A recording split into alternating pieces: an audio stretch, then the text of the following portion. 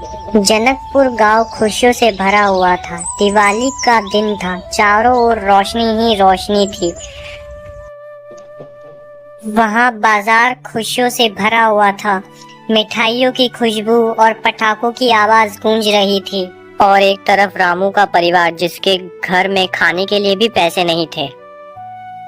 सुनिए जी, आज दिवाली है और हमारे पास पैसे भी नहीं है दिवाली मनाने को। नए नए पकवान बनाती जिससे बच्ची खुश हो जाती और अपने छोटे से घर को सजाती। पर सुनिए, आप कैसे भी कर कर पैसों का इंतजाम कीजिए आज। पापा पापा, आप मेरे लिए अच्छे कपड़े और बहुत सारे फटाके लाइएगा। लाएंगे ना पापा? मेरे सारे दोस्तों ने फटाके खरीद लिए हैं, बस मेरे पास ही नहीं है। मेरे लिए बहुत सारे फटाके लाइएगा ना पापा?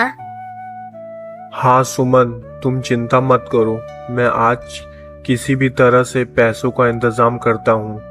आज दिवाली है, मुझे कोई तो काम मिल ही जाएगा। हमारे घर दियों से जरूर सजेगा।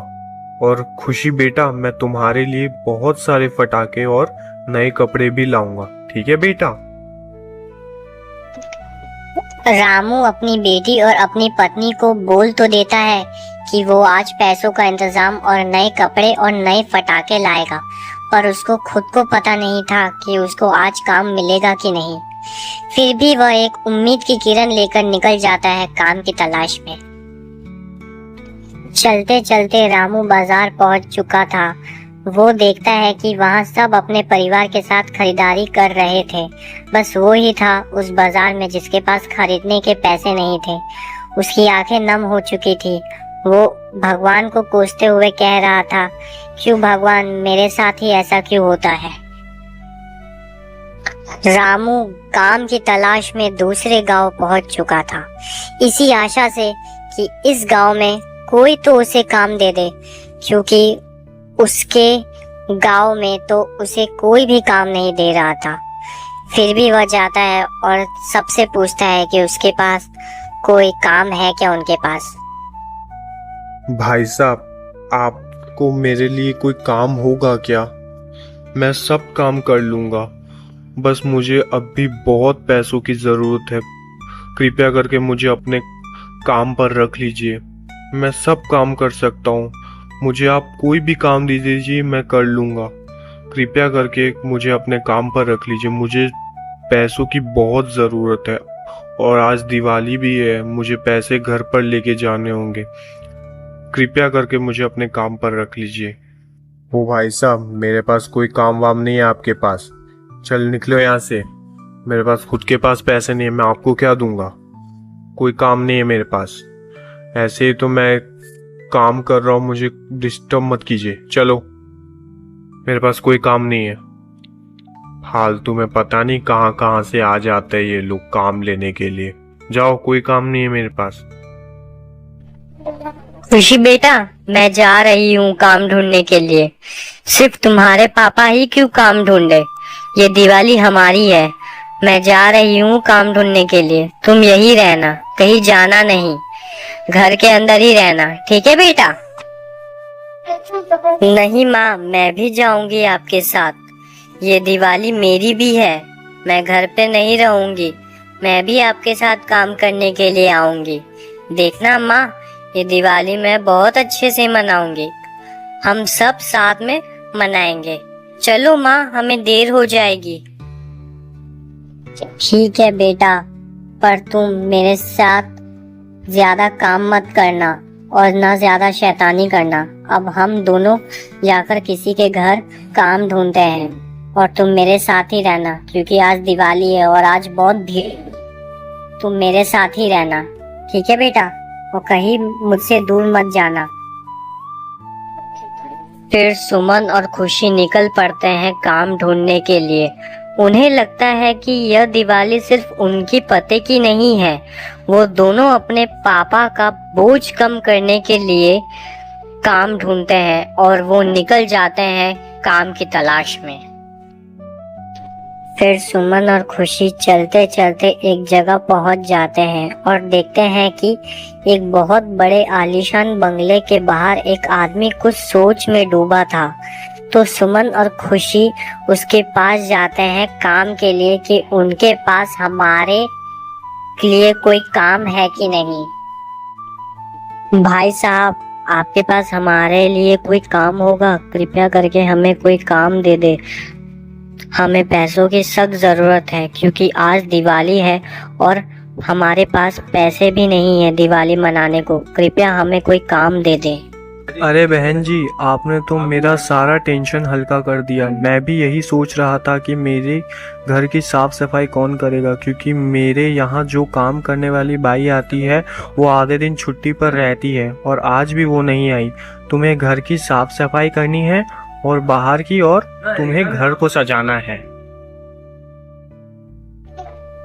फिर सुमन भाई साहब ने जो जो काम दिया था वो सब काम करने लगती है क्योंकि उसे पैसों की सख्त जरूरत थी। वो बाहर साफ सफाई कर रही थी और उसकी बेटी खुशी मालिक के बेटे के साथ बातें कर रही थी। खुशी, आज तो तुम्हें बहुत मज़ा आता होगा ना? तुम्हें तो बहुत सारे फटाके और नए कपड़े भी खरीद लिए होंगे ना? तुम्हारे यहाँ मोहल्ले में बहुत से अच्छे से दिवाली मनाते होंगे ना? मेरे यहाँ तो कोई अच्छे से दिवाली नहीं मनाता। मैं यहाँ हर साल अकेले ही दिवाली मनाता हूँ।